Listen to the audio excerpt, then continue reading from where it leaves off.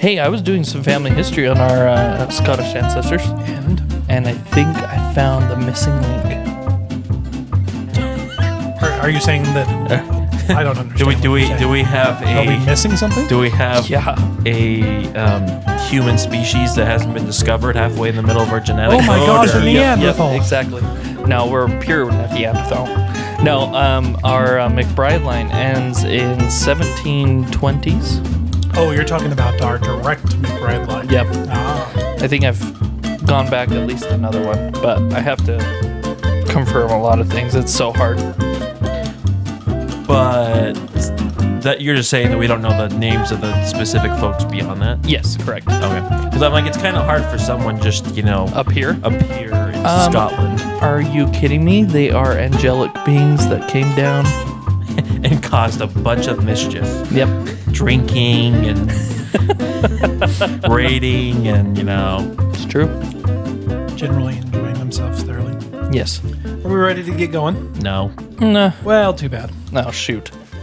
Welcome, everyone, to the Twaddling Along Podcast. I am your host, Dan McBride, here with my brothers and co-hosts. I've also got an NPR kind of voice going on right now.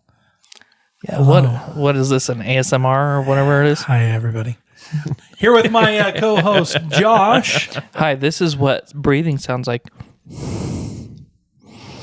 And Jake. Do you know who's an angelic being? Who? Me. Aw. You always called yourself the perfect child. I kind of am. I'll decide. See, and that's what Danny always said. That's because he's not perfect. That's literally what I said to everybody is I'll decide, and that's gotten me into a lot of trouble in my entire life. Hey, you're the boss of where you work, so I mean, I guess I kind of do decide. Minus, everybody else. All of my... minus the people that, can fire you. It's fine. The elected officials. Yeah, I was going to say, just politicians. All right, boys, you guys ready for today? It's my choice. Today is the scary episode. I know. The spooky. Oh, shoot. My iPad's in my backpack. Get it? Oh, you're going to make a lot of noise again. No, I'm not. Well, to actually start off, I want to give a quick introduction by way of introducing just a whole general theme. And that is something that's called comparative mythology.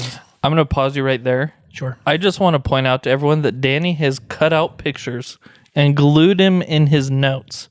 He is prepared for this thing. Not just any notebook either. It's a leather-bound notebook. Did you make that leather? I did. See? I put pictures in often in my... I'm boring. This is my my traveling. I mean, I draw doodles. Yeah, there you go. I can't draw. If I could draw as good as some of these pictures, then I think I would try it. We were just watching Indiana Jones with my son. And if you look at Indiana Jones's dad and his journal, how he could draw the perfect pictures, I would do it. I can't. Anyways, going back to it, I want to introduce comparative mythology. Have you guys ever heard of comparative mythology? Nope. I'm guessing you're comparing mythology between something. Exactly. It's the academic exercise where myths, folklore, and other things are compared over a bunch of different cultures. And it's an attempt to kind of reconstruct proto-mythology. And what proto-mythology is just kind of like where we get things from. It's a conspiracy, man. So there's two kinds of comparative mythologists. There's what are called the particularists. So what they're going to do is they're going to try to find the differences between stories and mythologies. And then there's something called comparativists, and they emphasize the similarities. I'm a little bit more of a comparativist when it comes to comparative mythology, and I promise this is going somewhere. It's not just me twaddling along. Oh. But I like the idea that someone's whole career is just based on the fact he's like, you know what I'm going to do? Look for something wrong with this. Oh, wait, now I'm going to compare this to see what they're both wrong about. Well, here's the interesting thing is that for the most part, what they're looking for is commonalities between stories. So, for example, creation myths. A ton of them. A lot of creation myths are not only, there's not only a lot of them, they're very, very similar. There's always kind of a motif of things coming out of the darkness, things coming out of the primordial chaos. The flood myth, we Yep. Flood myths are all over the place. From Gilgamesh, you've got the Hebrew flood myth that's found in Bibles. You've got the Chinese. You've got Hindu flood myths. You've got the idea of a dying god. Have you guys ever heard of this one? A dying god, so a god that's like reincarnated? A god that dies and comes back to life for a specific reason. Axis Mundi, which means the world axis. It means that there's some kind of center point in the world. This is really common in ancient myths. So you've got like the Salt Lake City, Utah? Yggdrasil from the North myth, the big tree. Oh, you know what I'm talking about. But I mean, it's even common in modern day religions. The tree of life is a really good example of what would be considered an axis mundi. You have would Mecca be considered something like that? Exactly. Some place where the center of your belief is. You have the anti-gods. So something that is against God, you know, Satan being a really good example, but this is just a common motif that's all over the place. I thought you were going to say atheist. Or atheist. Orbis alias, which means other worlds, the idea that there is some place that you go to, some place these gods live outside of this world. Don't you like scientific terms? Orbis alias. Well, that's what it's called. Hey, listen. I'm a comparative living. All I'm saying is this is what it is. But see, now this is where things start to get interesting. Dragons. Dragons are what are considered to be a comparative mythology motif because in a lot of religions, in a lot of mythologies, there is the idea of a dragon. And sometimes it's kind of hidden in layers. You know, when we talk about Christianity, there are allusions to dragons everywhere. Now, I think they're mentioned in the Bible, if I'm not mistaken. In Revelations. Yeah. It's talked about again and again and again. Serpents talked about again and again and again. Unicorns. Unicorns are a common motif. And that kind of brings us to what we're talking about today. Because the thing that we're talking about today... unicorns. The thing that we're talking about today, and it actually does have something to do with unicorns. We're going to get into that here in a second. I'm excited. The thing that we're talking about today is a common mythology. It is found in quite literally, and I did a lot of reading on this. Every single religion, civilization, every single civilization, every single culture has something like this, and that is the idea of a shapeshifter. Only the Sith speak in absolutes, Danny. I'm going to speak in absolutes in this because Sith. I would argue that every single culture and religion has something like this, including ours in some ways. Ooh. There is the idea that there is the serpent. That's true. That there is some kind of ability to change your shape. And a lot of times, this idea of changing shape into an animal form, that's kind of what kind of comes about when it comes to shape shifting. A lot of times, it is a punishment of some kind. It is specific kinds of animals, which is weird to me. And we'll get into that here in just a minute. Or it's just universal. It's all over the place. And it's old. Really, really old. The very earliest depiction of what we would consider to be a shape-shifting shaman is actually in the Trois Frères in France. You guys know what that is? Trois Frères. Trois Frères. I like the name. Isn't that a manuscript from some sort of monk? It is the Three Brothers Cave, 13,000 BC. Oh, so a little bit before the monks. A little bit before the monks. 13,000 BC. And in this cave, the Trois Frères, which means, once again, the three brothers, there is a depiction of what they call the sorcerer. I have a picture of it right here. You guys can look at it if you want. It's also called the Horned God. Was that this one? That one at the top. Oh my gosh. It is a human because it has human attributes. Wait, am I looking at the vase or am I looking at the other The very top. We'll talk about the vase here in a second. For all those who are listening who are not looking at this, it's like a jackalope dog looking thing. It is. I'm a little bit uncomfortable though because it's showing some definitely male has some human anatomy in there. It definitely has a little bit of human anatomy. This is the very first kind of what we consider to be a depiction of what a changer or a shapeshifter would be. Looks like a donkey It does kind of look like a with donkey. a horn. This was discovered by the three brothers who found this cave in France. And then later, there was a guy by the name of Henry Breuil, who ended up being one of the most famous archaeologists and anthropologists in all of Europe, kind of all through the war years. And he is the first one who kind of made the sketch of this and sent it out to the world and said, we have proof that 13,000 years ago, man was not only a thinking creature, but a creature that was actively performing rites. So, very creepy. Actively performing rites. Actively performing rites. Ooh. So, and when we talk about these shapeshifters, I think that we always have to Here, sign this contract. we have to be careful in that. Is it literally what is happening? Are they actually changing into animals, or is it some kind of, act? They're putting on skins and acting like animals. They're animalistic, whatever. It's kind of a something form we of have- psychosis. A form of psychosis. Ooh. I'll bring up, and I do not want to offend anybody. I don't have any personal opinion on this, but you have furries today who, hundreds of years from now could be seen as shapeshifters. Really? I mean, it could just be a mindset. Someone pulls up all the DeviantArt database and goes, "What the heck?" All right, should we go into a couple of examples? I'm going to go through a lot of different cultures here. Ooh. We're going to start in the West. We're going to go East. We're going to go North. We're going to go South. I'm going to start with a pretty common one that people don't think about, and that is the Odyssey. Now, the Odyssey is a pretty ancient manuscript. It's one of the very first stories that kind of came out with the Iliad. There's only a few things that are older than that, one being Gilgamesh and a couple other things. The Odyssey has a story in it where men are changed into Pigs. Exactly. Oh, really? I've never actually read the Odyssey. Joshua. I haven't either. I watched the movies. I think I've read the condensed version that was like Troy. Odysseus went, made horse, came back home, killed a bunch of men. Seriously. Spark notes.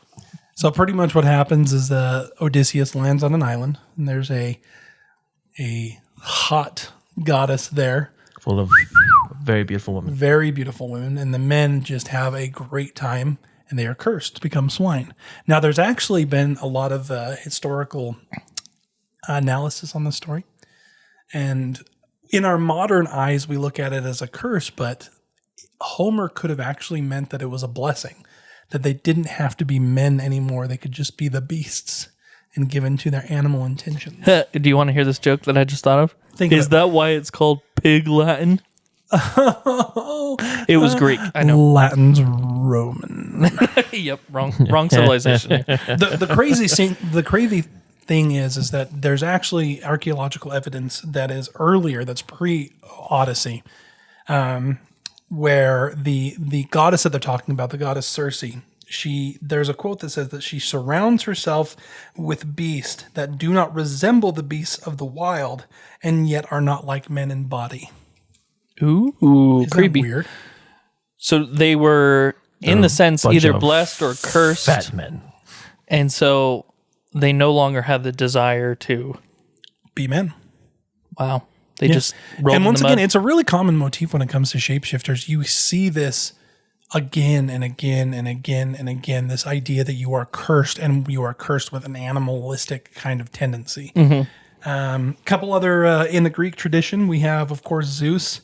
He changes to animals constantly. Multiple different animals. Yeah. Most of the time it's because he's wanting to get with someone. Swan, bull, a swan, a bull, anything to get laid is what I wrote down. That's basically Greek mythology, That right is. It pretty much is. there. Yeah. Zeus gets a little, Feisty. and he has to go and Hera find someone. and him had an argument. However, there's a lot of motifs that kind of exist in our culture nowadays that started with Zeus. For example, Lycaon was changed into a wolf as a punishment. That's where we get lycanthrope. Exactly, lycanthropy. Now, for us dumb people, including myself, what the heck is that? werewolves. A specific type of shapeshifting where a person turns into a wolf. Werewolves. I actually studied a lot about this one. And it's very interesting because I learned that it was a curse and or a pact made with the devil and or other evil thing. But sometimes it was a blessing. Oh, we're actually going to talk about that because you're right. There are several things, especially in the North of mythology, where it is considered a blessing that has been given. Okay, so let's like talk Skyrim. about That's what I was just about to say. Nerds unite. Athena. Challenged a person to a weaving contest, arachine, where we get the term arachnid. And the lady loses to Athena because she can't weave fast enough, and so Athena turns into her spider. So Athena is the reason that I hate spiders. So I hate Athena. Greek gods were so petty. They really, really It's like, were. I'm going to prove you wrong. Well, I don't want to do this. Well, you're going to have to. Okay. Oh, by the way, spider. We have Callisto. Callisto, who turns herself into the bear.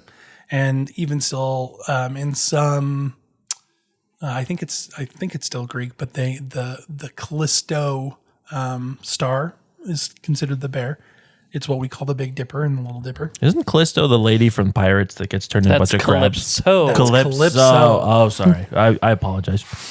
We have, now this is an interesting one. Persephone. Persephone. You guys remember the story of Persephone? The wife of Hades. Exactly. By mistake. Well, Persephone, in the ancient traditions, actually changed herself into a snake. Stop it. It's really kind of interesting because Sorry, that was a Bill. That was a Bill Engvall reference. If you people are gonna have to hunt that down. I'm sorry. So she turned herself into a snake. Yep.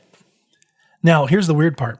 A lot of these things, especially when it comes to shape shifting, you have kind of a couple common things that start to come out. The first one that's kind of weird is when it's associated with the underworld, when it's associated with, I'm not going to say evil, but the opposite of good in some cases. The snake comes about again and again and again, except for Southeast Asian countries. Really? We'll talk about that here in a second too. And do you know what's very interesting is in religions, a lot of times serpents are associated with deity, which is interesting that you get the I don't want to say the best of both worlds where you see the opposites, but kind of crazy. Should we go to the British and Irish? Yeah, they're crazy. Here's what I've learned about the British and Irish. Say nice things. We're related. Everything is about changing their shape. Every witch, every fairy, every wizard, everything is all about changing their shape, and changing their shape because of revenge. A lot of times it's these witches that get spurred by the people, and so they change themselves into a rabbit and go and steal the milk. Or it's a fairy that fell in love with a man, and the man marries the cute girl in the town instead of the fairy.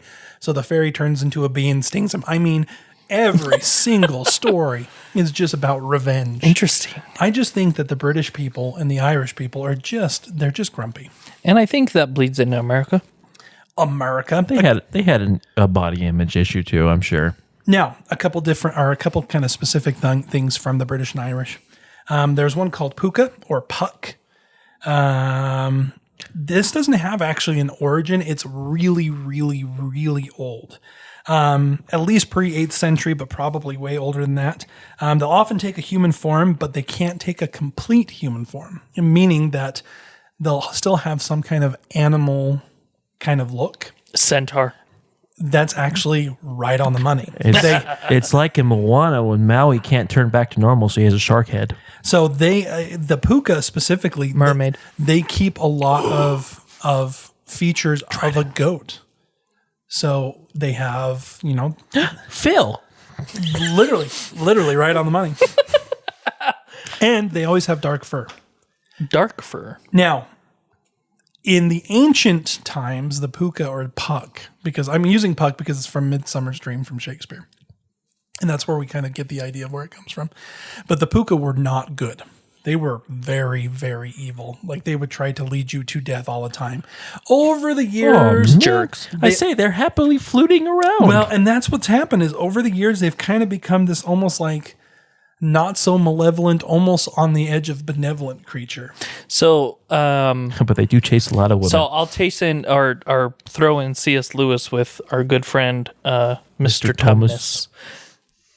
So his initial reaction of turning in Lucy was probably more likely what a punk would be. Yeah.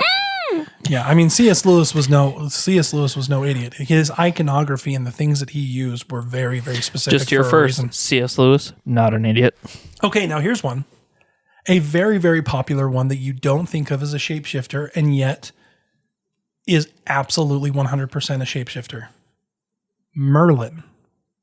Merlin the sorcerer. I mean, I'm the Sword and the Stone. Well, and that's movie was all about him turning into what a bird and Well, and that's exactly rabbit. and you think about his fight with the witch. He turns into all the different animals. And yet when we talk about shapeshifters, we often kind of go to like the idea of like a werewolf. You know what I'm talking about? Mm-hmm. And yet in classical mythology, Merlin was definitely a shapeshifter, and he's got kind of a pretty dark background. So Merlin actually comes from a really, really old Welsh tale called Myrddin Willet, which literally translates to the madman. He was just a crazy guy in the middle of the fields living with the animals. Aww. And they would come to him for some kind of wisdom, and He'd yell at him. He would yell, literally. Like he would yell at him. He would be super sarcastic with him. He would just be. Is that why he was crazy. King Arthur's mentor? So yes, he was also his King Arthur's dad, which was Uther Pendragon. Oh. His, great Merlin, please tell me what you want. Hibbity, skibbity, snibbity. Flabbity. Sorry, Disney reference too. So early 12th century text has Merlin being the supposed Antichrist. Really? Yep. They actually, the whole backstory in the 12th century, and you know, the Arthurian legend shifts all the time, but it was that he was born of a demon and that he was saved by a Catholic monk who changed him from being the Antichrist, and yet he still had an animal look. I'm going to pass around this picture. This is actually from an Arthurian legend, and this little devil creature is the depiction of Merlin. Okay, I'm going to describe it to everyone. Imagine a goat with its hair gone. Well, no, I'll say this. It looks like Pink Panther, but blue, with horns coming out of its head. And it has a mullet. Right? I think that's a pretty darn good one. Jake, look at the feet. Aren't those Pink Panther feet? Are those Pink Panther feet? Yes. I don't think Pink Panther has toes hanging out the back of his ankle there. That's true. The idea of Merlin being like a normal hairy dude is actually kind of a newer thing. He was always kind of animalistic, and there's a really good example of Merlin in Monty Python's The Holy Grail. And that's the goat dude that's shooting fire everywhere. Take thy holy hand grenade. But you think about it, what does he have? He's got horns. It's true. So this is a very deep and very old one. He was obviously coupled with the Holy Grail. It's one of the very first times that we see in Christian iconography the idea of shapeshifting being associated also with holy relics.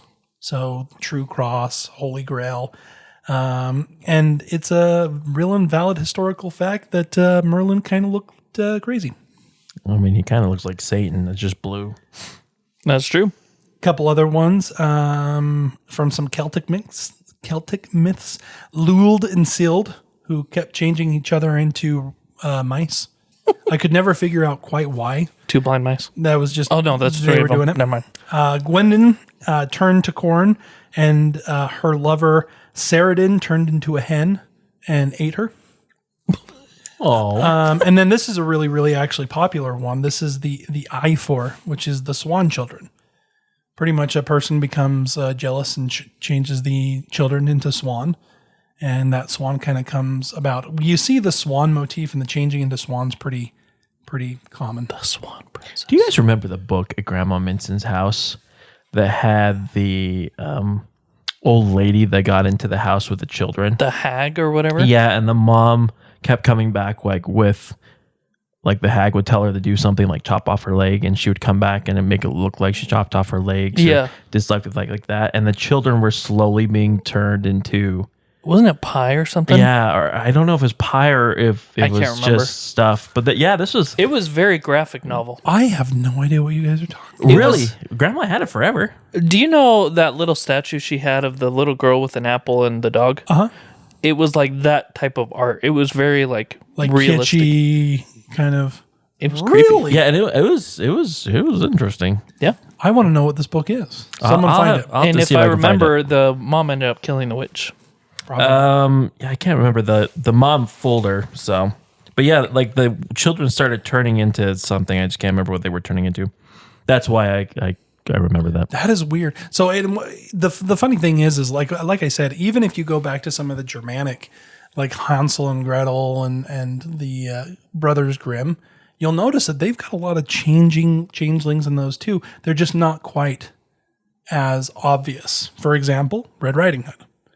If you think about Red Riding Hood and what Red Riding Hood is, the wolf has a lot of human characteristics. That's not an accident, you know. Yeah. There's some implication that the wolf is otherworldly. Interesting. So, The Three Pigs. 3 pigs. Animalism. You know, the idea that we give human traits to animals has been pretty darn popular. Should we go into the Norselands?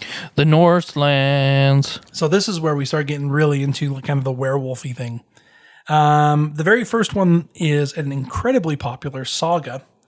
It's an Odin saga. So Odin's really involved with it. So is Thor.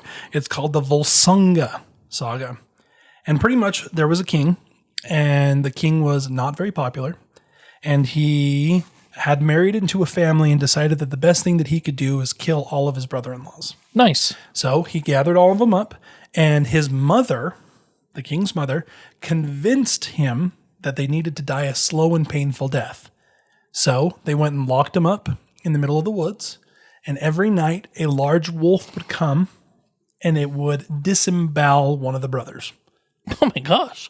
And it would do this again and again and again and again until finally there was only one brother left. His name was Sigmund. Sigmund tricked the wolf by covering himself with honey. And the wolf got distracted. Instead of disemboweling him, he licked him. It all off. And as the sun was rising, the wolf ran off, and Sigmund was able to free himself and find out that the wolf was the mother-in-law. Oh. That she had changed herself into a wolf. Now, Sigmund was so enraged by this that he went on a killing spree. Anybody who was wearing any kind of wolf clothing, he would just murder and massacre. And like it was women, children, anything.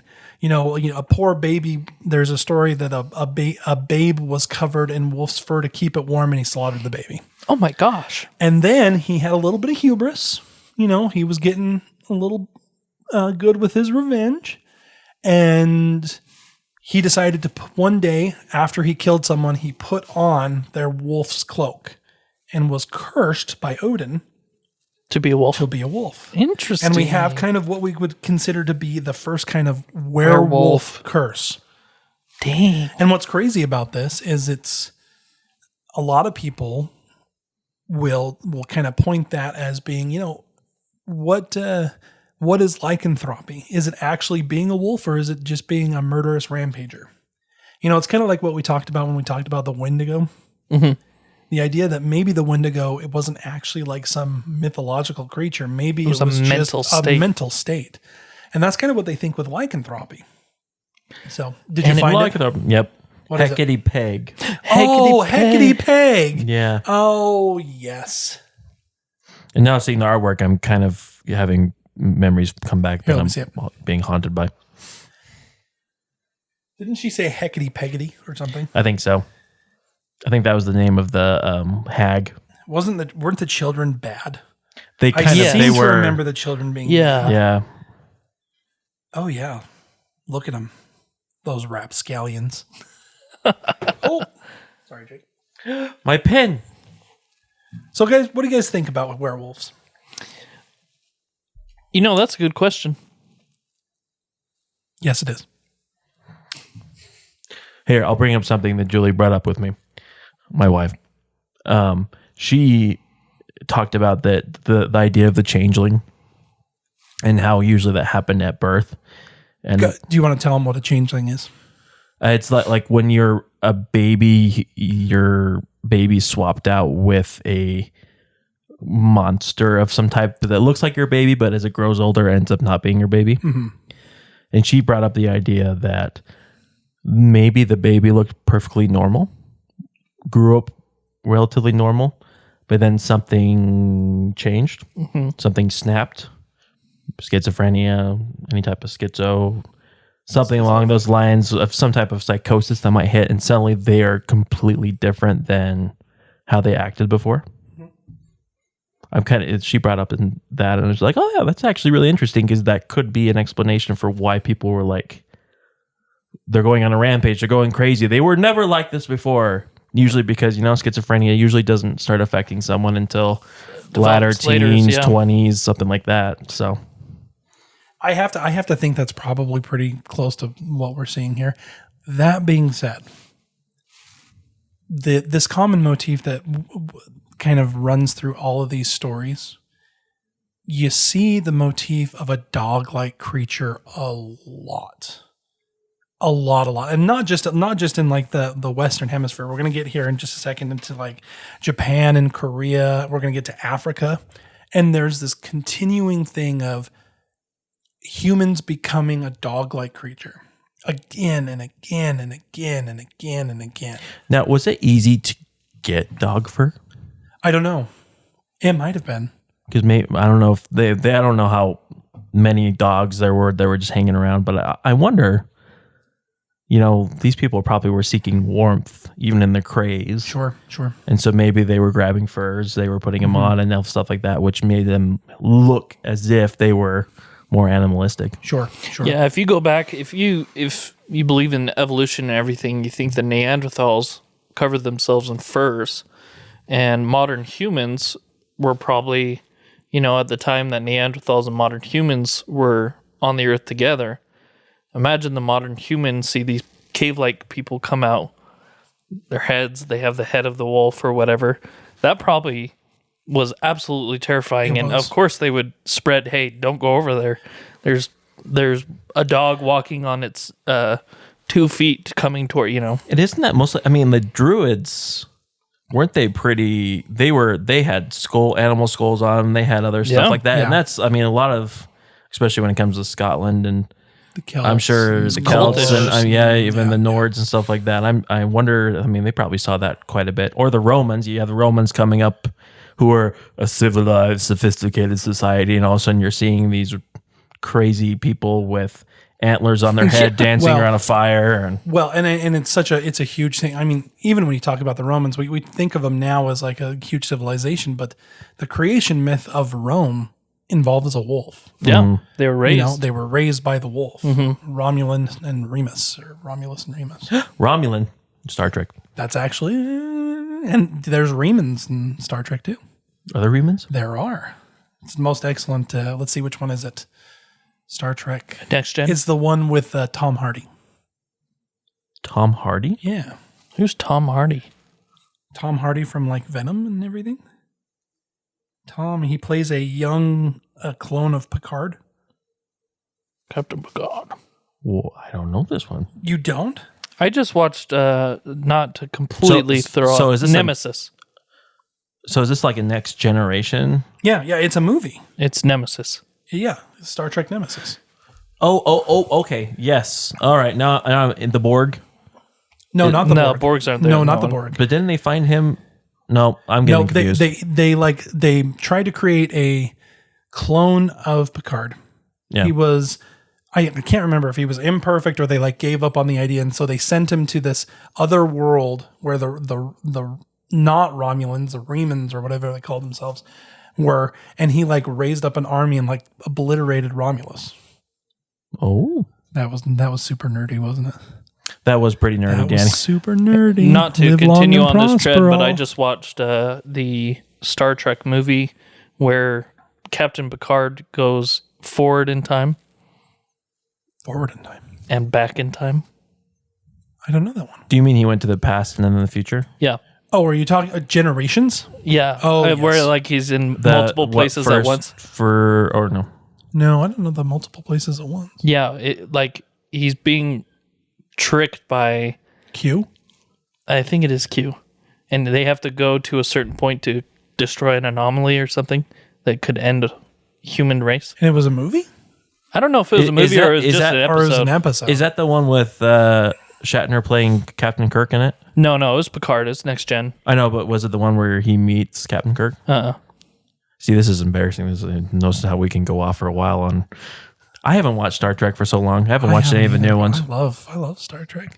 So I I watched snippets of the Picard show, and those were really good. Especially recent? the third season, because they have like the whole cast come back together. Well, speaking of shapeshifters and Data. Star I'm just Trek. kidding. No, Otto from Deep Space Nine. He was a shapeshifter. See, and I never watched Deep Space Nine, Oh, or you are missing out. I didn't That's watch a that one. I didn't fantastic watch one. Voyager. You didn't watch Voyager? No. I watched Voyager. I watched See, Voyager. Mom- my thing is I read up on stuff. My wife watched the original series, and so like she tells me things. I'm like, oh yeah, I never See, I did the original Voyager and Next Gen. I did Voyager because Mom loved Voyager, and so we watched Voyager. That was a lot. with the other dude, right? the girl, Captain Janeway. Yeah, you're thinking Enterprise. Enterprise was terrible. I remember Enterprise too. Never mind. You didn't like Seventh Heaven? what's his name? No, No, not Seventh Heaven. Scott Bakula. Yeah, Scott Bakula. You didn't like Scott Bakula? No. I'm pretty sure isn't See, he in Seventh Heaven? and Julie loves No, Quantum he's Leap Quantum too. Leap. So Quantum Leap. He was in the NCIS New Orleans. All right, we're gonna get back to shapeshifting. Oh, I was enjoying myself. I know. We will talk about. Bakula, we love you. We should do a whole episode on Star Trek. Dude. So let's go to the east for a minute, to India. India. Now, India, Better watch out. Josh has a wicked Indian accent that he can Sorry, use. I lived with the Indians in Canada for about 6 months. so you picked up some of the Picked up some of their lingo. Indians don't have a lot of shape-shifting that is like revenge filled. A lot of their shape-shifting is like beneficial. So one of their big things in the ancient Sanskrit, it's called Ichinanding Nag. Which I'm sure is pronounced absolutely correct. I actually did look up how to pronounce it, so I think I'm close. Okay. But what it pretty much just means the serpent. So it's these half humans, half serpents who were deities. And in some stories, if they lived 100 years in this form, they would be given a full human body. In others, they were minor deities that would control city-states. But they were always kind of a benevolent thing. They were a good thing. And what's funny is that India is one of the very few places that I found, and really all of that Southeast Asia, where the snake, the iconography snake, was a positive thing. Disney's Indiana Jones ride is incorrect then. So it's funny that you say that, because as I was looking up some of these pictures, I'll show you a picture of what a Naga looks like. There's Naga. Because isn't that kind of what that main guy is that they go and come across? No, that is Mara. Mara. Who's Mara? Mara is Hindu and Buddhist, but is considered to be kind of the devil. It is the one that is connected to pleasure and pain. However, Mara does have association with snakes that are negative. He is the one deity that I found. And I say deity in quotes because it's not even a true deity. It's like an avatar. Yeah, it's like an avatar of evil that would use the snakes for evil. And that was actually kind of considered taboo. It's weird, but they see snakes as a very positive thing. And it's not just India. You know, we have pretty much all Southeast Asia. You got Thailand, Indonesia, Vietnam. you got Thailand, Vietnam, Laos. A lot of them have this very similar half human, half snake idea. And so much so that there are stories written in ancient Sanskrit of like towns and cities where these people would commingle with the humans all the time. And I would bring up other stuff with the Hindus. I mean, several of their gods are, I wouldn't say shapeshifters, but they have different body parts of different animals. Sure. Elephant head. Ganesh and Vishnu. And yeah, absolutely. As a matter of fact, Vishnu, in some of the earliest pictures of Vishnu, is surrounded by snakes. Yeah.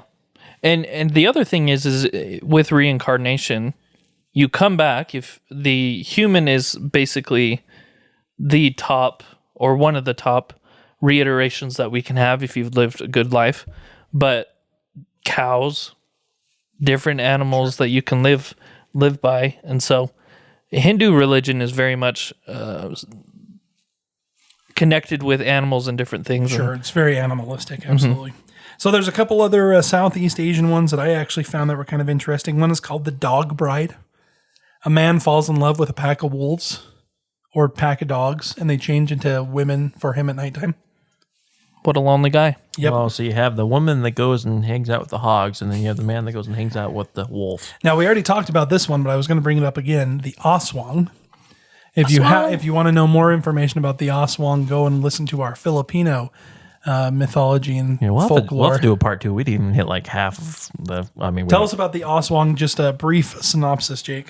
The Aswang is considered a shape-shifting vampire or demon in the Philippines. It is. And it can shape into bat. Dog is a very common motif for them to shift into. It's a really, really big one. And here's my favorite one. Yoginis. Yogi the Bear. This one I didn't actually look up, so I'm probably saying it wrong. Yoginis, though. They are women who master yoga to such an extent that they are able to change into an animal. Hey, boo-boo, let's go and do some yoga. Salutation to the sun. I feel myself changing into something new. Downward dog. Oh, wait. No. Okay, let's go up a little bit. Let's go north. Now, I grouped these three together because I think that there's going to be someday that we're going to have to just talk about these three countries and some of their creatures altogether. And that is Japan, Korea, and China. Now, they have very different folklores. They have very different mythologies. However, the reason that I grouped them together is they actually have three incredibly common, incredibly similar to a point of being almost identical shapeshifters.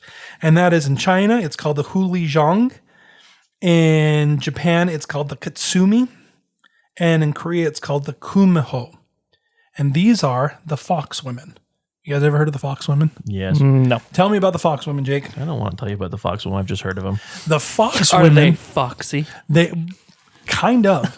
They are women that have the capability to change themselves into foxes, and they're kind of seductresses. They're it's always played in a theme where they go and hide behind like a paper mat, and then they change themselves, and the men are looking on, and all of a sudden you see the image of a fox, but they come back out and they're human, and they're always responsible for kind of mischief. They're a mischief god. I'm starting to get a pattern here. Well, and men are ravaged dogs who like to sleep around, or they're pigs, and women are just the seductive, mischievous. Yeah. But this is another of those motifs where we're talking about human to a dog-like creature. Mm-hmm. You know what I mean? And we're going to talk about the African side of things here in just a second, because Africa has them too.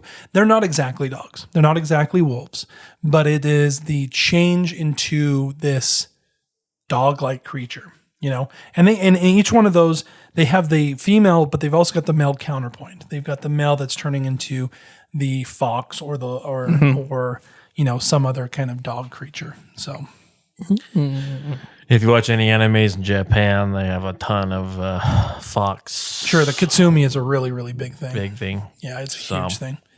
I mean, it's even in Pokemon. Wait, it is? Sure. Ninetales. And what's the... Eevee? Yeah. So Eevee and... The fact that you guys just pulled that out of your head is ridiculous. I thought I was nerdy. Nerds. I mean, Ninetales. I'll be honest, Vulprix. I haven't played it since I was... Vulprix is the fire Pokemon, a long right? time. That goes to Ninetales. Yeah.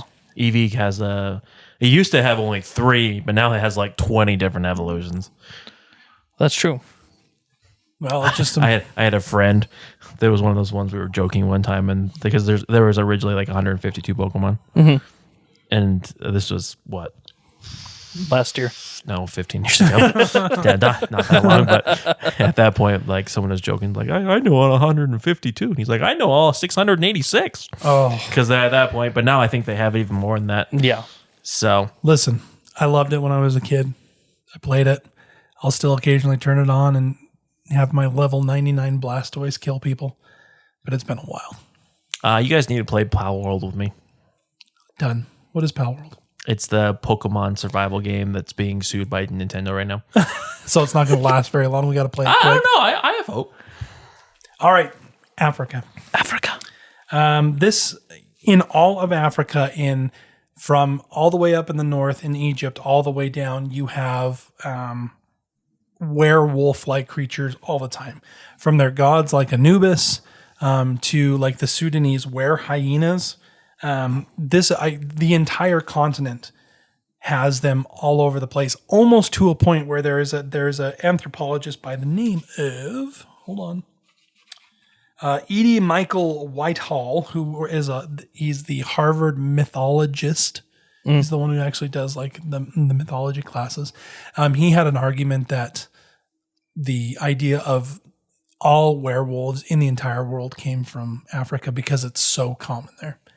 So anyways, let's talk about the first one. It's called the Cori Ismaris. This is a man who rubs himself with a stick and then turns into a hyena. That's awesome. Yeah. Turns into a what? A hyena. Oh. In Ethiopia, this same Cori Ismaris, it is believed that any hereditary blacksmith, so if a family is a blacksmith for generations, that they turn into wizards that are Cori Ismaris, and they change into hyenas. Hey, we had generations of blacksmith. Why the heck do we not turn into hyenas? I don't know. I'm pretty hairy sometimes. I do know we do kind of giggle at random things for no apparent reason. Oh, sorry. You are a hyena. Oh my gosh. And then there's something called the Buddha. Now, this is a really interesting one because it is pronounced the same way as The Buddha. the Buddha. However, this is spelled Bouda. These are grave robbers in the shape of hyenas that would unearth Christian corpses of the Ethiopian Christian church and Buddha would be consume disappointed. them. Interesting, because Ethiopia was kind of the haven for Christianity with those who fled from the Roman Empire. You're 100% right, yeah. They have the oldest continuing Christian churches. Yep. They also have the Ark of the Covenant, but that's beside that point. Oh, we'll have to get into that one. That's a fun one. Conspiracy. And then let's just end on the final thought. We're already ending on the final thought. Well, not the full final thought, but I do want to end on this place because although I'm going to introduce it here, it's something that we're going to have to talk about It'll have way its own episode later. And that is the Skinwalker. This one is too close to home. This is It's Josh's new neighbor Jerry. No, I actually watched a YouTube video of a Navajo person who's lived on the reservation, but has also gone outside the reservation and stuff. And he talks about what a skinwalker is. And, I just thought it was an inside out, whatever, something. It is a lot creepier. I'm surprised he talked about it because usually they're insular. that. They do not want to talk about it at all. But basically, just for people, they had shamans that would travel and they had to reach destinations in a very quick time. Medicine men. Yeah, medicine men. And so they were blessed to be turned into animals so they could get places faster. Well, other people wanted this gift but didn't want to do the necessary steps to get there. And so the evil came forward and taught them how to do this thing to become basically skinwalkers. Doesn't they have to kill someone? They have to not only kill someone, it Sacrifice. has to be a sacrifice of someone close. Oh, Like children, And then you parents, wear their skin. and then you wear their skin, yeah. It's gross. Ooh, there you go. I And didn't know once that. again, I mean, we're absolutely not experts, and there are people that will automatically correct us and be like, no. But that is a motif. Now, I want to just bring this back full circle here. You have people being cursed to be wolves in Norway, Sweden. The Greek, you've got Indian, you've got this motif is everywhere. And it's the exact same kind of, it's comparable. You know, a person does something bad, they are cursed, turned into a wolf. And that's again and again and again and again and again. This comparative mythology, it starts to get a little creepy because then you start going, well, why? Why the heck is this story the same everywhere? Why can't we come up with something different? You know, I mean, there's a ton of different animals out there that were just as evil to our ancestors as the wolf was. I mean, why didn't they get turned into gators, or why didn't they get turned into bears, or Mama, there's a gator in the house. you know, Not a gator. Give him my shovel. another Disney reference. Yes. A Pixar reference before Disney. Oh, Touche. was Monsters Inc. just Pixar? No, I mean, technically Disney, I think, was a producer for it, but Oh, there you go. That is creepy. It just makes the world a small world after all. If you missed that our was Disney good. podcast last week, you should listen to it. Which, by the way, I when I was redoing it, I had a sudden realization that we really only talked about 10 minutes of Disney history and then Yeah. just went off. On Disney rides. We were everywhere. no, on wait that a thing. minute. Whose fault was that, Danny? Not mine, actually. You brought up the list of rides. Because Josh said very clearly, ran out of material. No, I said, and I quote, "Oh, it looks like I ran out of material because Danny stole the mic." I didn't steal the mic. I was trying to keep us on topic because we were That's true. all over the place. Hey, we're twaddling. We are twaddling. But there's twaddling and then there's twaddling. And you guys were twaddling. There's, Twaddling? but yes, it is kind of creepy that the world can be so small in the sense of that these stories and things are passed around, and even though oceans separate us, they're the same. What creeps me out is just the idea of at one point in our ancestral history, we needed to be scared of something that was almost human, but not quite. That we had to have some unease about an animal-like human. And I think, going back to what Jake said when he was talking about, it could have been just something that's how we dealt with mental illness. Mm-hmm. Maybe that's how we dealt with disability. Maybe that's how we dealt with just unknown. But the motif just is so similar. I just have to know why. And I'm never going to know. I've read and watched and tried to figure it out, and there's not really a good answer. Aliens. Aliens. They are human-like, Well, and so or are they? the werewolf is one of the very first things that they start to talk about when they talk about the uncanny valley. We know what the uncanny valley is? Once again, for us idiots, including myself, what does that mean? Jake, do you want to explain the uncanny valley? No, I don't. Fine. And I'll explain it. The uncanny valley, there is a deep distrust of deep distrust by humans of something that is too human-like, but not quite human. For example, Gorilla. if you've ever watched like a YouTube of like the androids that they're making and they put on like skin and they're acting kind of like a human and it makes you a little uneasy.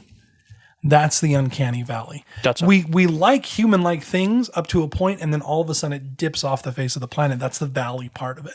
And we just don't like things that are too human-like but not human. And there's been a lot of discussion as to why that's the case. Evolutionary fear says that at one time that was really important to have. Those are multiple. Should have been scared of something that was almost human but not. Why? Why be scared of something that is almost human? Because there's not things out there that are almost human.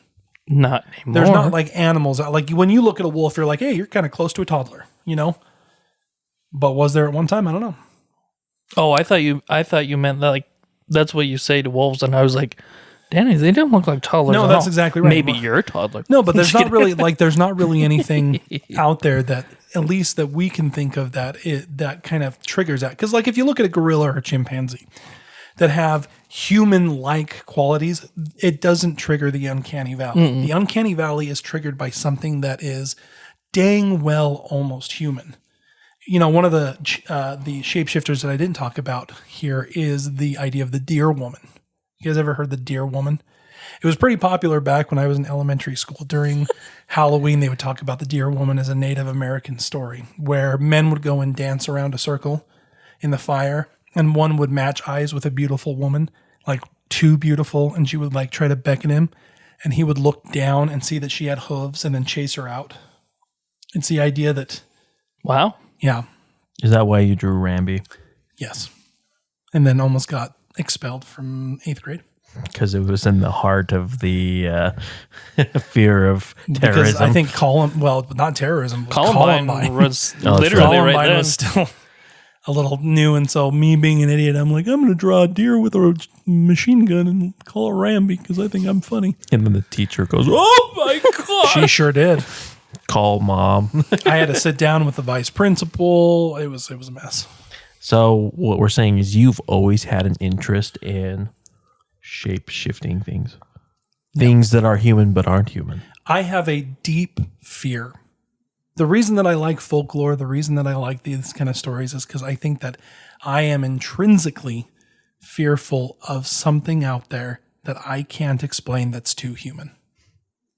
Bigfoot. Stinking coat rack at my door.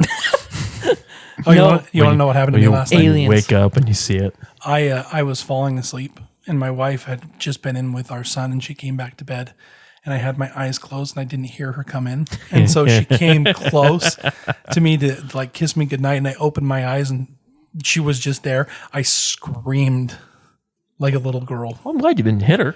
Well, obviously I'm a flight more than a fight, but it was embarrassing for everybody. So A vacuum looks like a human to me, and I get scared of the vacuum all the time.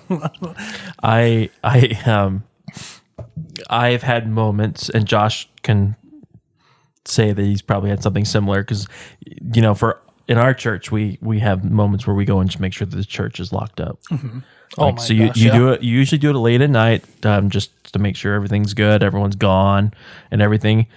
And they have stinking coats that are hung up on some some hangers, and without fail, I don't know what it is. There's always a random bit of breeze as I'm walking by. It blows it. I think it's just because my weight. I have a gravitational pull that just kind of has them come follow me. But they'll pull and like they'll move, and I'll have that moment of, what is that? I had to stop myself from swearing. I'm sorry. See, mine is automatic lights. Those get me.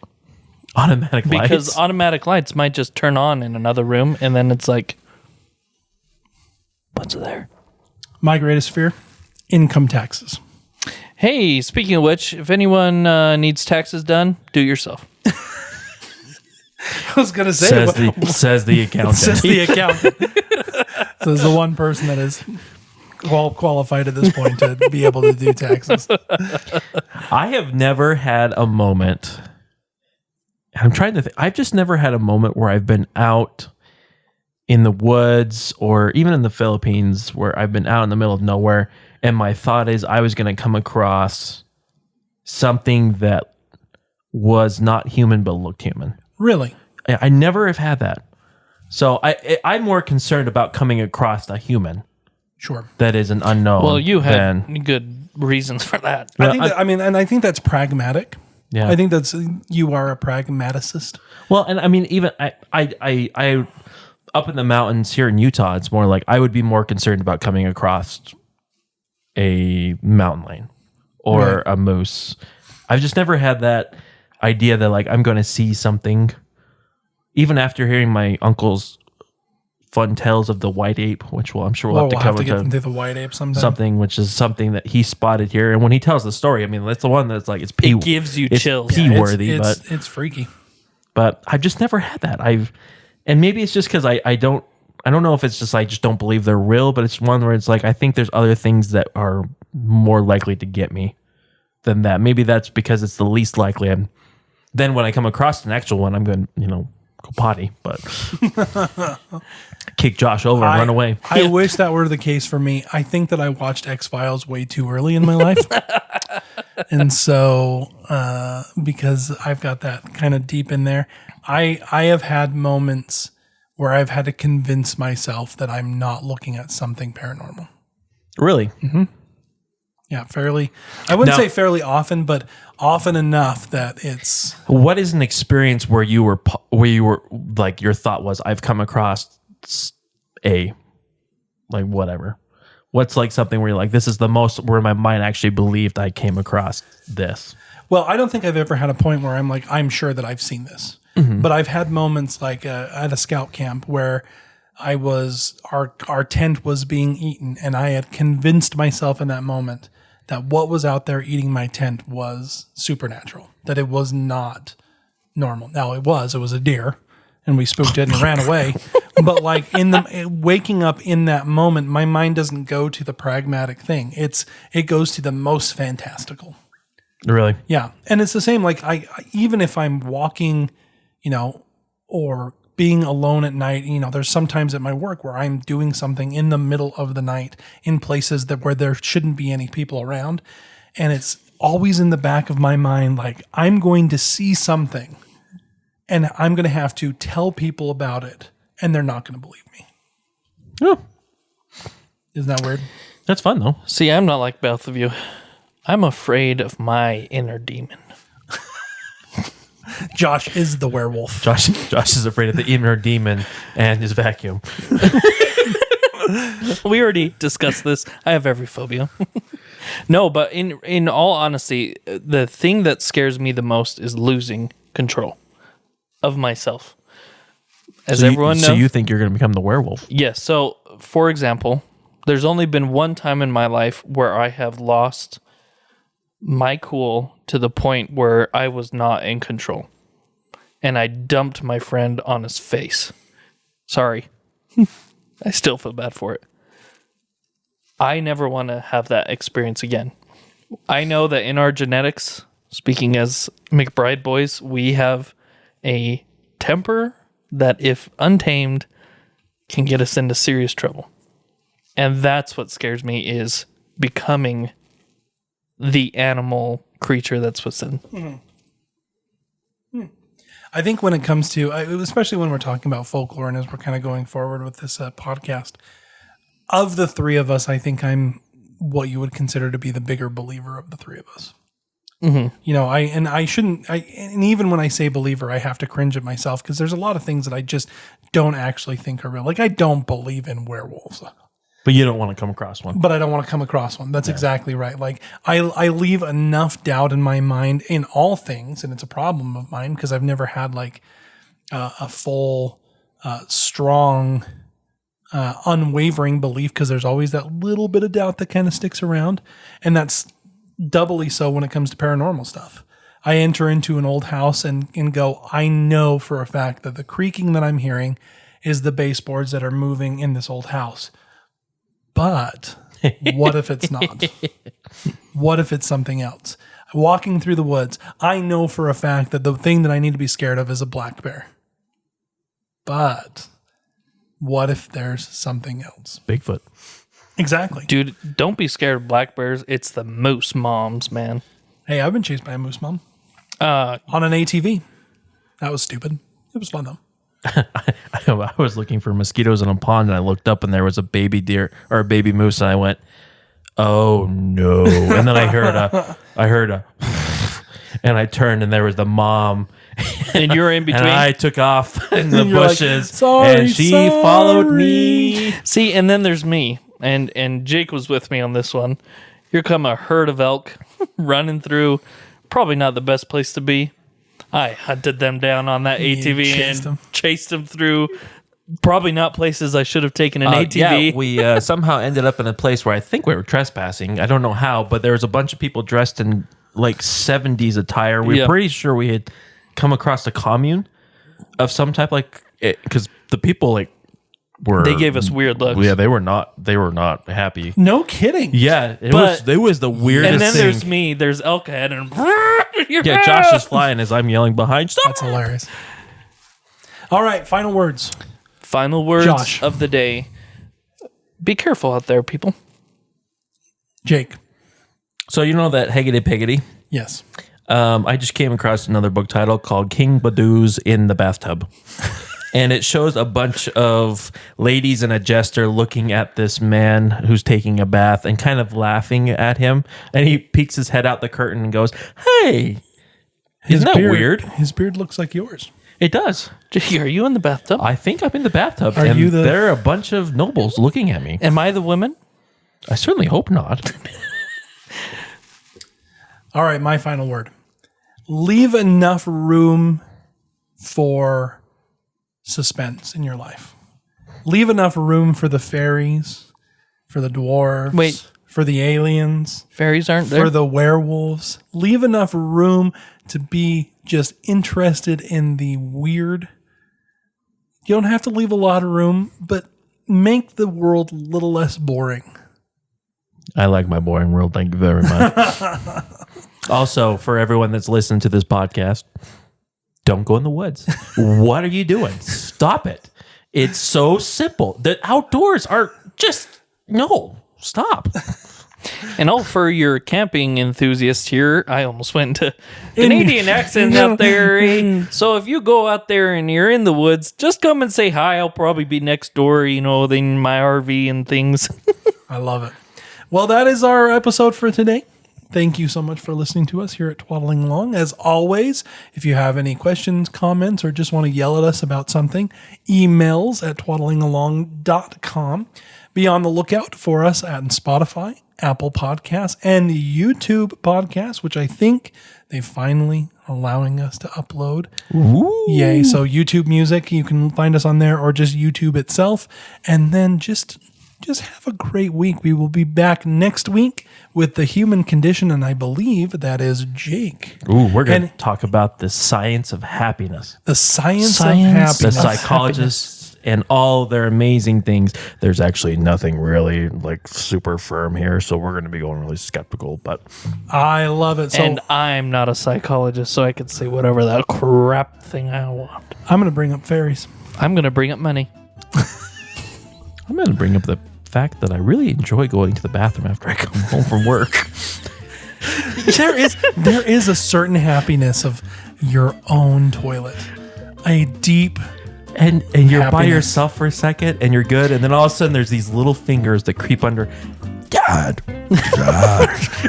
I will leave you with this thought. My wife has gotten so used to my routine of going potty after I get home that there was something very exciting that she was going to tell me. And when I didn't go to the bathroom, it ruined the whole plan. Oh, see, my wife just follows me into the bathroom, so. So, and on that note, Thank you Thank so you much all. for joining us. Have a wonderful week. Hey, that napping house was also written by the same person that wrote these other crazy stories.